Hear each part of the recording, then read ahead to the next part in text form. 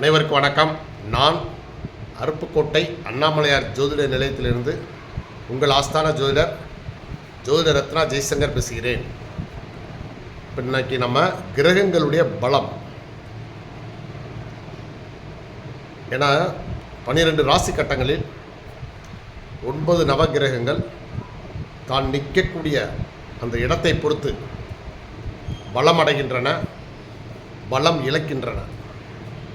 So அதனால் முதல்ல எந்தெந்த ராசி கட்டத்தில் எந்த கிரகங்கள் நின்றால் பலம் அடைகின்றனன்னு பார்ப்போம்.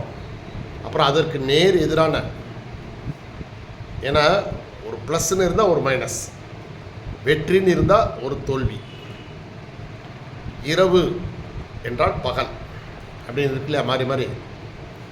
சரிங்களா? போலீஸ் என்றால் திருடன், நல்லவன் கெட்டவன், இப்படி எல்லாத்துக்குமே ஒரு ஆப்போசிட் இருக்கு. இந்த உலகத்தில் எல்லாமே 2 ஒன்று நன்மை, ஒன்று தீமை. அப்போ கிரகங்கள் உங்களுடைய ராசி கட்டத்தில் எந்த இடத்துல இருந்தால் பலம் அடைகிறது, அதேபோல் எந்த ராசி கட்டத்தில் இருந்தால் பலம் இழக்கிறது. பலம் அடைந்தால் அந்த கிரகங்கள் தான் வழங்கக்கூடிய பலன்களை, அதுவும் சுப பலன்களை அதிகமாக வழங்கும், தீய பலன்களை குறைத்து வழங்கும்.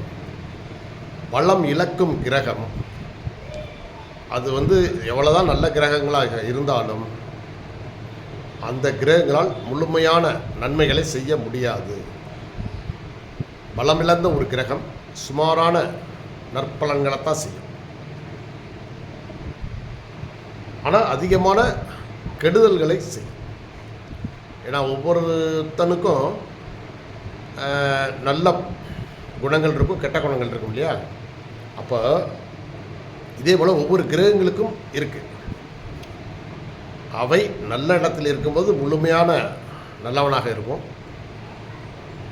பலம் இழக்கும் இடத்துல இருக்கிறப்ப முழுமையான கெட்டவனாக இருக்கும். கொஞ்சம் கொஞ்சம் தான் என்ன செய்யும், மாற்று. இப்போ கெட்டவனாக இருக்கும்போது ஒரு 20% 25% தான் நல்லது செய்யும். சரி, பலவீனம் பார்த்துருவோம். இப்போ கிரகங்கள், இப்போ லக்கணம்னு வச்சுக்கோ. லக்கணம்ங்கிறது லா அப்படின்னு போட்டிருக்கோம் உங்கள் ஜாதகத்தில். அதுதான் 1ஆம் இடம். குரு பகவான் லக்கணத்தில் பலம் அடைகிறார், பலம் அடைகிறார். அப்போது லக்கணத்தில் உங்களுக்கு குரு இருந்தால் உங்களுக்கு குரு பலம் எப்போதுமே இருக்கும்.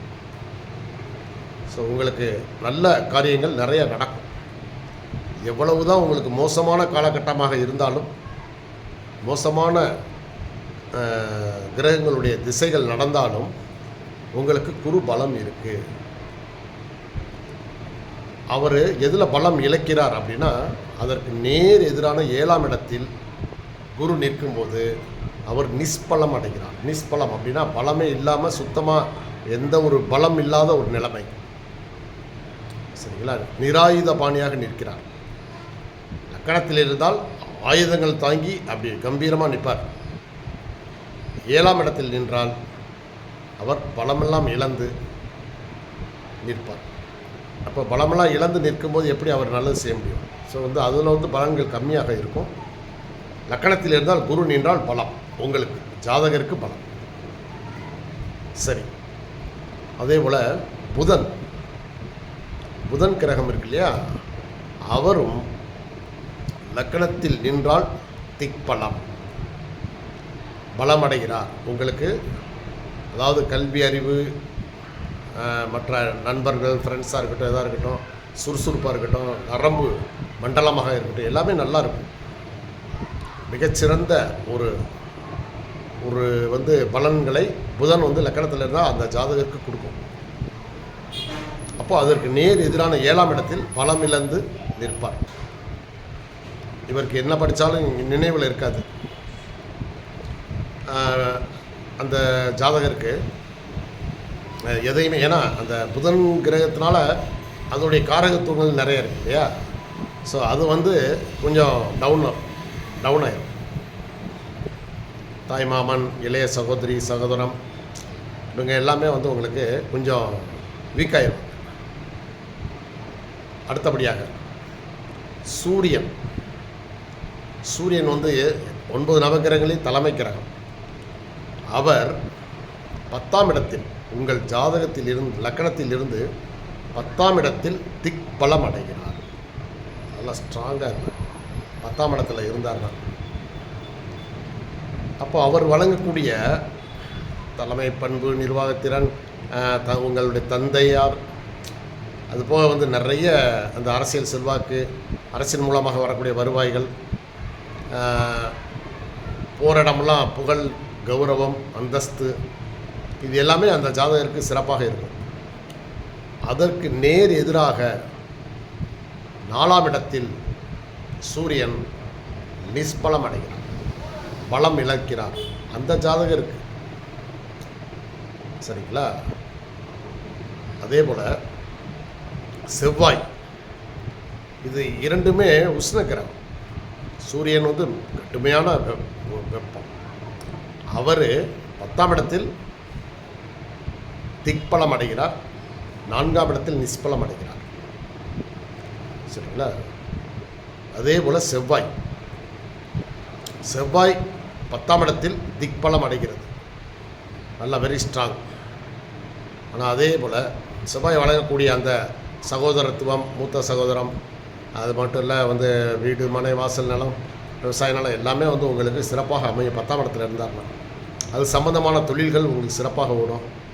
அரசு வேலையில் இருக்க வாய்ப்பு இருக்குது. அப்படிலாம் நிறையா அந்த செவ்வாயுடைய காரகத்துவங்கள் இருக்கு இல்லையா, அது எல்லாமே சிறப்படையும் அந்த ஜாதகருக்கு. அவர் 4ஆம் இடத்தில் இருந்தால் பலம் இழக்கிறார், குறைத்து தான் பலன்கள் குறையும். சரிங்களா?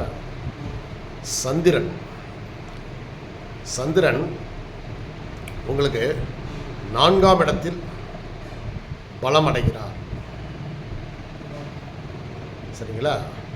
சந்திரன் வந்து 4ஆம் இடத்தில் திக்பலம் அடைகிறார். அவர் 7ஆம் இடத்தில் நிஷ்பலம் அடைகிறார். இப்போ சந்திரனின் காரகத்துவங்கள் 4ல் இருந்துச்சுன்னா தாயார் நல்லா ஆரோக்கியமாக இருப்பாங்க.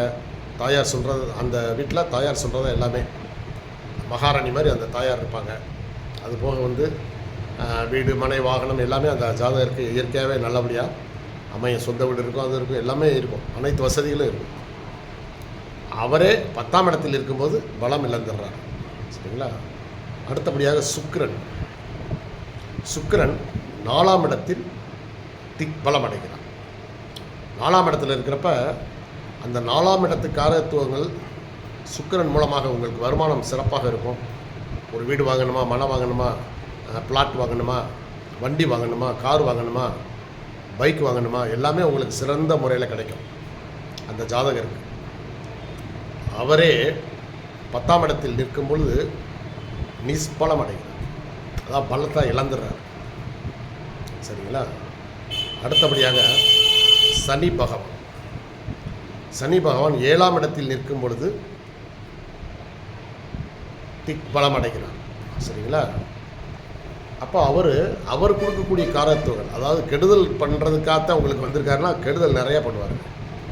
திருமண தாமதமாகும், இந்த மாதிரி இதெல்லாம் இருக்குது. ஏன்னாப்பா ஒரு கெட்ட கிரகம் பலம் அடையும் போது என்ன ஆகும்? இப்போ கெடுதியான பலன்கள் அதிகமாகும். கெட்ட கிரகங்கள் பலமடைந்தால் கெடுபலன்கள் அதிகமாகவும், சுப கிரகங்கள் பலமடைந்தால் சுப பலன்கள் அதிகமாகவும் கிடைக்கும். சரிங்களா? அப்போது 7ஆம் இடத்தில் சனி நிற்கும் பொழுது உங்களுக்கு அமையக்கூடிய மனைவி கொஞ்சம் உங்களை விட இன்னும் வயது மூத்தவராக இருப்பாங்க. அல்ல தோற்றமே பார்த்தா கொஞ்சம் வயசானவங்க மாதிரி இருப்பாங்க. ஒரே வயசு கம்மியாக கூட இருக்கும், ஆனால் முடிகிடி கொஞ்சம் நரைச்சி கொஞ்சம் பார்த்தா ஏஜ்டு பெர்சன் மாதிரி தெரிவாங்க. வாழ்க்கை துணை அப்படி தான் அமையும். அதுபோக உங்களுக்கு நண்பர்கள் அவ்வளவாக இருக்க மாட்டாங்க. அதாவது அந்த 7ஆம் இடத்திற்குரிய காரகத்துவங்கள் ரொம்ப ரொம்ப கம்மியாக. அதே போல் அதிலிருந்து கிடைக்கக்கூடிய விஷயங்கள் அனைத்துமே தாமதமாக கிடைக்கும். ஏன்னா சனி பகவான் வந்து ஒரு மந்த கிரகம். அப்போ அனைத்து விதமான அந்த காரியங்கள் எல்லாமே தாமதமாக தான் கிடைக்கும். அவரே லக்கணத்தில் நிற்கிறார்னு வைங்களேன், 7ஆம் இடத்துல நிற்கிறார். 7க்கு 7 லக்கணத்தில் நிற்கிறார் அப்படின்னா அவர் பலம் இழந்து விடுகிறார். இந்த இடத்துல ஜாதகருக்கு நற்பலன்கள் கிடைக்கும். சரிங்களா? கெடுதல் குறைந்து நற்பலன்கள் கிடைக்கும். சரி, இது பலம் பார்த்தோம், கிரகங்களுடைய பலத்தை பார்த்தோம். இப்போது காலப்பலம்னா எப்படின்னா, ஒரு சில கிரகங்கள் பகல் நேரத்தில் வலிமையாகவும் ஒரு சில கிரகங்கள் இரவு நேரத்தில் வலிமையாகவும் இருக்கும். ஒரு சில கிரகங்கள் பகல் மற்றும் இரவு இந்த 2 நேரங்களிலுமே வலிமையாக இருக்கும். அது என்னன்னு பார்த்தோம். சரிங்களா? இப்போது குரு, சூரியன், செவ்வாய் இந்த 3 கிரகங்களும் பகல் நேரத்தில் மிக வலிமையாக இருக்கும். இப்போ ஒரு ஜாதகம் நீங்கள் பார்க்குறீங்க, அந்த ஜாதகத்தில் குரு பலமடைந்திருக்கிறார், திக்பலத்தில் இருக்கிறாரு அல்லது லக்கணத்திலே இருக்கார், அதுதான் திக்பலம். அதுபோல் அல்லது ஆட்சி உச்சம் இப்படி இருக்காருன்னா, நீங்கள் அந்த ஜாதகர்கிட்ட என்ன சொல்லணும் அப்படின்னா, அவர் எந்த காரியங்களை செய்தாலும் இந்த 3 கிரகங்களுமே வச்சுக்கோங்களேன், ஒரு ஜாதகத்தில் குரு, சூரியன், செவ்வாய் இவர்கள் பலமாக நின்றால் அந்த ஜாதகர் பகலில் எடுக்கக்கூடிய அனைத்து முயற்சிகளும் ஓரளவு நல்ல வெற்றியை தரும். ஸோ எதனாலும் அவங்க அந்த நல்ல நேரத்தில் பார்த்து பகல் டயத்தில் பார்த்து செய்யும். சரிங்களா? சரி, ஓகே. புதன் இருக்கார். புதன் பகலிலும் பலமாக இருப்பார், இரவிலும் பலமாக இருப்பார். புதன் கிரகம் அவர் ஒரு ஆளுக்கு பகல் மற்றும் இரவு 2 நேரத்துலையுமே பலம். அவங்க எந்த காரியத்தையும் எப்போ வேணாலும் செஞ்சுக்கலாம். ஆனால் அதே நேரத்தில் சனி, சந்திரன் இருக்காங்க இல்லையா? சனி, சந்திரன், அப்புறம் சுக்கிரன், இந்த 3 இரவில் தான் பலம் பெறுறாங்க. இரவு நேரத்தில் பலம் இந்த 3 கிரகங்களுமே. ஸோ இவங்க பகலில் செய்கிற காரியங்களை விட இரவில் செய்யக்கூடிய காரியங்கள் வெற்றி அடையும். அப்போது இவங்க கொஞ்சம் இவங்க செய்ய வேண்டிய வேலைகளை இரவு நேரத்தில் வச்சுக்கலாம்.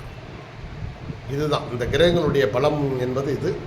இப்போ இதில் அந்த ஜாதகருக்கு அந்த கிரகங்கள் பலம் பெற்றால் மட்டும் அந்த இதை செஞ்சால் போதும். மற்றபடி பலம் இழந்து நிற்கிதுன்னா அவங்க எப்போ வேணாலும் செஞ்சுக்கலாம், எந்த வேலைனாலும் எப்போ வேணாலும் செஞ்சுக்கலாம். ஆனால் பலம் பெற்று இருந்தால் இவங்க அந்த நேரத்தில் அந்த காலப்பலம் நேரத்தில் செஞ்சாங்கன்னா காரியங்கள் வெற்றி அடையும். நன்றி, வணக்கம்.